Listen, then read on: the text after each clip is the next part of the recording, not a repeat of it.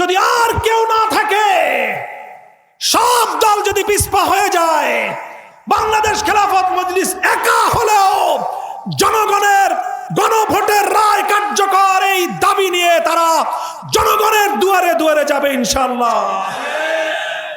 স্বরাষ্ট্রমন্ত্রী জনাব সালাউদ্দিন সাহেব একটি ভাষা প্রয়োগ করেছেন যেটি ব্যাপক আলোচিত হয়েছে, অন্তহীন প্রতারণার দলিল। সত্যিকার অর্থেই অন্তহীন এক প্রতারণা হয়েছিল। সেই অন্তহীন প্রতারণা হয়েছিল জুলাই সনদ স্বাক্ষরের আগ মুহূর্তে, যখন জুলাই সনদ ঐক্যমত্য কমিশনের পক্ষ থেকে সবগুলো রাজনৈতিক দলের কাছে প্রেরণ করা হয়। সমস্ত রাজনৈতিক দলগুলো সেই জুলাই সনদ পাঠ করে তারা জাতীয় সংসদের দক্ষিণ প্লাজায় একত্রিত হয় স্বাক্ষর করার জন্য। আর সবগুলো দলকে অন্ধকারে রেখে বিএনপি এবং ঐক্যমত্য কমিশন এবং অন্তর্বর্তীকালীন সরকারের কিছু বিশ্বাসঘাতক ব্যক্তিবর্গ তারা অন্তহীন এক প্রতারণার খেলায় মেতে উঠে। সেই অন্তহীন প্রতারণার ছিল এই, সকলের অজান্তে গোপন চুক্তির মাধ্যমে বিএনপির সাথে অন্তর্বর্তীকালীন সরকারের বিশ্বাসঘাতক অংশ তারা নতুন একটি ধারা সেখানে সংযুক্ত করে দেয় নোট হিসাবে। সেটি হলো, যার যা ঐক্যমত হোক না কেন, কিন্তু নির্বাচনের পর যারা সরকার গঠন করবে তারা নিজ দলের দ্বিমত অনুযায়ী নোট অফ ডিসেন্টের আলোকে তারা নির্বাচনী ইশতেহার ঘোষণা করে জাতির কাছ থেকে সমর্থন নিয়ে সেই আলোকে জুলাই সনদ বাস্তবায়ন করতে পারবে।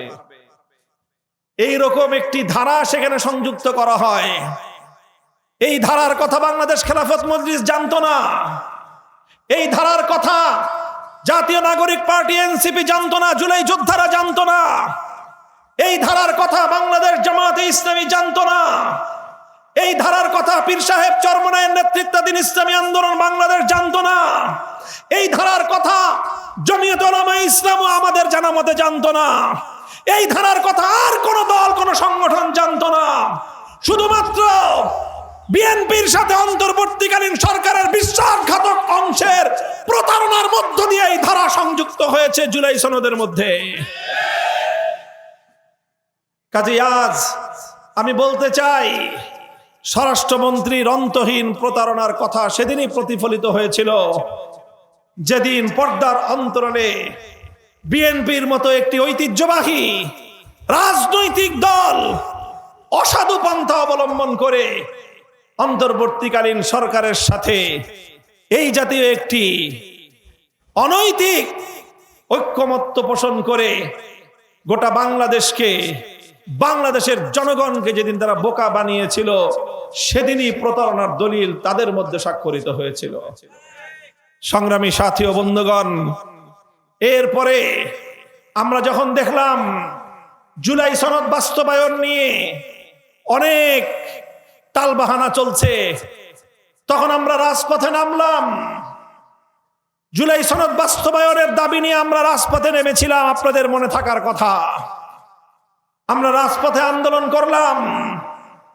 এই জামাতে ইসলামী বাংলাদেশ, ইসলামী আন্দোলন বাংলাদেশ, বাংলাদেশ খেলাফত মজলিস, নিজামী ইসলাম পার্টি, এই সবগুলো দল পরবর্তীতে এখানে এবি পার্টি, এনসিপি, গণ অধিকার পরিষদ সহ বাংলাদেশের ম্যাক্সিমাম রাজনৈতিক দলগুলো ঐক্যবদ্ধ হয়ে রাজপথে যার যার জায়গা থেকে তারা দাবি তুলল জুলাই সনদ বাস্তবায়ন করতে হবে। এই গণদাবির মুখে শেষ পর্যন্ত বিএনপি দল রাজনৈতিক দল হিসেবে ঐক্যমত্য কমিশনে অন্তর্বর্তীকালীন সরকারের মধ্যস্থতায় সকলের মধ্যে একটা ঐক্যমত্য প্রতিষ্ঠিত হলো। ঠিক আছে, জুলাই সনদ বাস্তবায়নের একটা রোড ম্যাপ, একটা প্রক্রিয়া তৈরি করা হোক। সকলের আলোচনার মাধ্যমে সেখানে বিএনপি ছিল, এনসিপি ছিল, জামায়াতে ইসলামী ছিল, বাংলাদেশ খেলাফত মজলিস ছিল, ইসলামী আন্দোলন বাংলাদেশ ছিল। সকলে মিলেই জুলাই সনদ বাস্তবায়নের রূপরেখা তৈরি করা হলো। কি রূপরেখা? রূপরেখা হলো যে একটি সাংবিধানিক সংস্কার পরিষদ গঠন করা হবে। সেই সাংবিধানিক সংস্কার পরিষদের মাধ্যমে সংবিধান সংস্কার করা হবে। এই ব্যাপারে সকলে একমত হলো। সাংবিধানিক সংস্কার পরিষদ কিভাবে গঠিত হবে তার প্রক্রিয়া নিয়ে আলোচনা হলো। সকলের সম্মতির ভিত্তিতে প্রক্রিয়া নির্ধারণ হলো, গণভোট হবে। সেই গণভোটে যদি হ্যাঁ জয়যুক্ত হয় তাহলে সংস্কার পরিষদ গঠিত হবে। তারা সাংবিধানিক সংস্কার পরিষদ, তারা পরিষদে বসে জুলাই সনদের ভিত্তিতে বাংলাদেশের সংবিধানকে তারা সংস্কার করবে। এই ছিল কথা। আমরা তখন দাবি করলাম, ঠিক আছে, এই গণভোটটা আগে অনুষ্ঠিত হোক, সংসদ নির্বাচন পরে অনুষ্ঠিত হোক।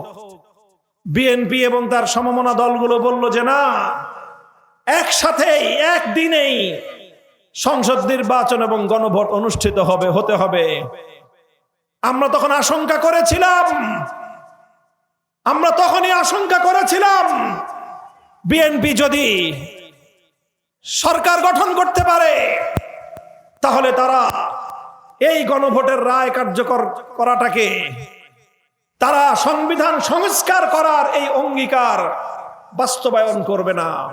তাদের দ্বারা অঙ্গীকার ভঙ্গ হওয়ার মতো দুঃখজনক ঘটনা ঘটতে পারে। শেষ পর্যন্ত বিএনপির অনড় অবস্থানের কারণে একই দিনে গণভোট এবং সংসদ নির্বাচন অনুষ্ঠিত হয়। বাংলাদেশের মানুষ দেখেছে, জেনেছে। সেই গণভোটকে সামনে রেখে প্রথম বিএনপি সিদ্ধান্ত গ্রহণ করে তারা গণভোটে ন্যায়ের পক্ষে ক্যাম্পেইন করবে। সে মতে বাংলাদেশের প্রত্যেকটা এলাকায়, প্রতিটি সংসদীয় আসনে বিএনপির সাংগঠনিক চ্যানেলে না ভোটের পক্ষে ক্যাম্পেইন করার জন্য তাদেরকে বার্তা দিয়ে দেওয়া হয় এবং তারা তলে তলে না ভোটের পক্ষে ক্যাম্পেইন করা শুরু করে।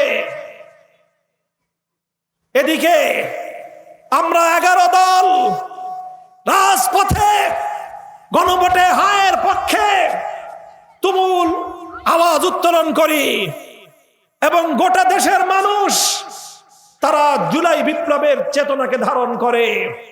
এমনকি বিএনপির অধিকাংশ মাঠের রাজনৈতিক নেতা কর্মীরা যারা শেখ হাসিনার ফ্যাসিবাদের দ্বারা আক্রান্ত ছিল, যারা রক্ত দিয়েছিল, জীবন দিয়েছিল, 15 বছর পর্যন্ত যারা নিজেদের বাড়ি ঘরে থাকতে পারে নাই, সেই বিএনপির মাঠ পর্যায়ের নেতা কর্মীরা পর্যন্ত গণভোটের পক্ষে, হায়ের পক্ষে তারা। বিএনপি যখন দেখলো এভাবে যদি আমরা ন্যায়ের পক্ষে নেমে যাই, আম ছালা দুটোই হারিয়ে যেতে পারে, তখন তারা বিএনপির চেয়ারম্যান জনাব তারেক রহমান সাহেব তিনি ঘোষণা দিলেন, গণভোটে হায়ের পক্ষে ভোট দেওয়ার জন্য জনগণকে আহ্বান জানালেন। যেভাবেই হোক, যে কারণেই হোক, যে উদ্দেশ্যেই হোক, আমরা জনাব তারেক রহমানের গণভোটে হায়ের পক্ষে ভোট দেওয়ার এই আহ্বানকে ইতিবাচক হিসেবেই বিবেচনা করতে চাই এবং 2026 সালের 12ই ফেব্রুয়ারি নির্বাচনে এদেশের মানুষ ঐতিহাসিক ম্যান্ডেট দিল। প্রায় 70% মানুষ গণভোটে হায়ের পক্ষে মতামত দিল। শুধুমাত্র ফ্যাসিবাদের দোসর আওয়ামী লীগের কিছু নেতাকর্মী আর বিএনপির যারা সার্কুলার অনুযায়ী, নির্দেশনা অনুযায়ী না ভোটের পক্ষে ক্যাম্পেইন করেছিল, তারা একটা অংশ না বাক্সে ভোট দিল এবং বিপুল ব্যবধানে 70% ভার্সাস 30% গণভোটে বিজয় লাভ করলো। সংসদ নির্বাচনে বিএনপি এবং তার মিত্র শক্তি মিলে 50% ভোট পেল, আর গণভোটের বাক্স 70% ভোট পেয়ে বিজয়ী হলো। সংসদে যাওয়ার পর, সংসদের শপথ গ্রহণ করার পর, সংসদ সদস্য হিসেবে শপথ গ্রহণ করে সংসদ সদস্য নির্বাচিত হয়েই বিএনপি বাংলাদেশের মানুষের সাথে প্রতারণা করলো।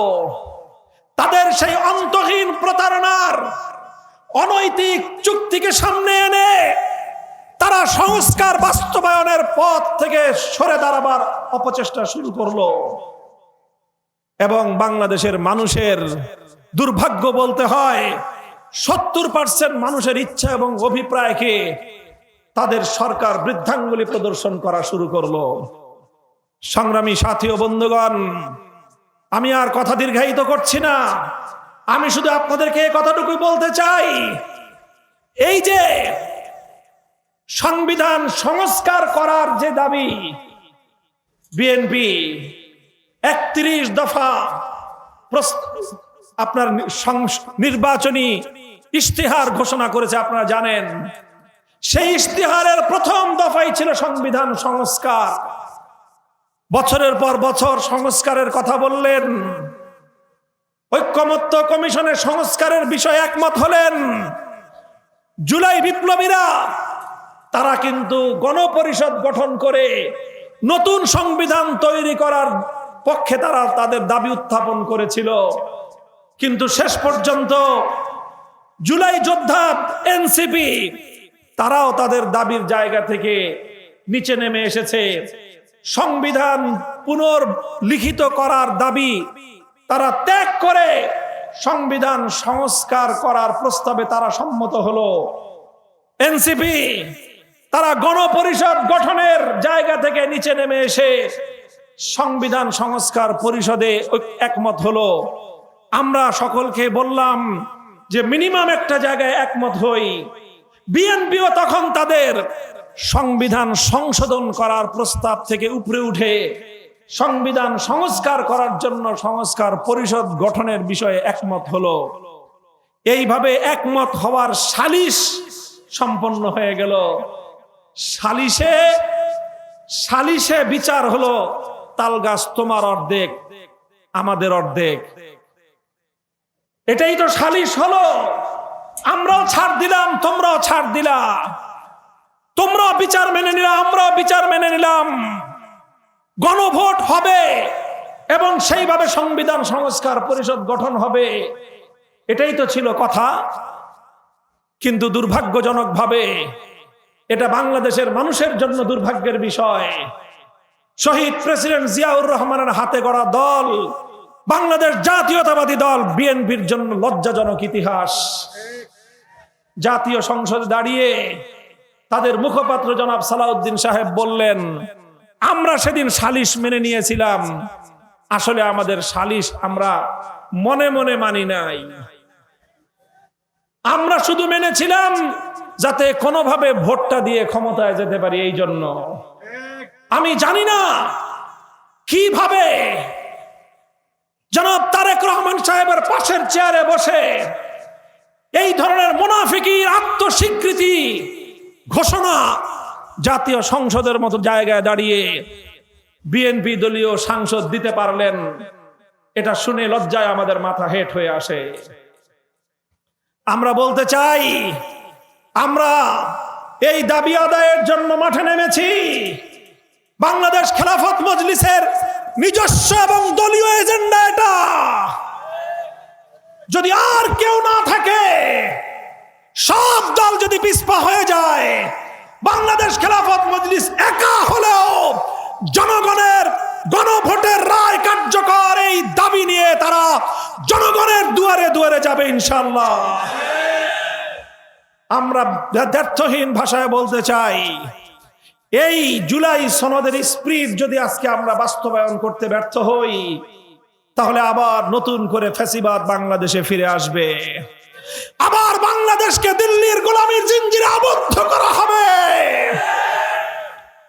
রক্ত দিয়ে যেভাবে আমরা দিল্লির গোলামীর শাসন ব্যবস্থাকে উৎখাত করেছি, জীবন দিয়ে দিল্লির কেনা গোলামকে আমরা দিল্লিতে পাঠিয়ে দিয়েছি, নতুন করে আমার স্বাধীন সার্বভৌম বাংলার মাটিকে দিল্লির করতলগত হতে দেব না ইনশাআল্লাহ।